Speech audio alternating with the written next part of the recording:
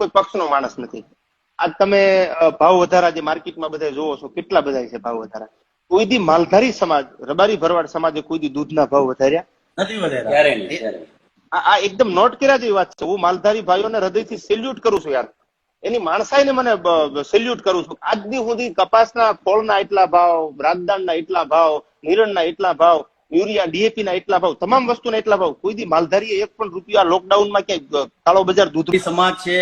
હકીકતમાં આપણે આ લોકોને બિરદાવવા જેવા છે. આ લોકો મગજના થોડા ગરમ હોય છે ભાઈ, પણ જે કે છે વટથી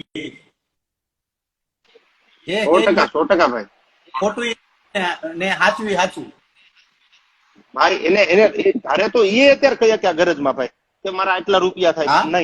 નહીં એને વિશ્વાસ છે એના ઠાકર ઉપર, એના ભગવાન ઉપર ભરોસો છે યાર. અને દેશ જ ભરોસાથી ઉભો છે ખજૂરભાઈ.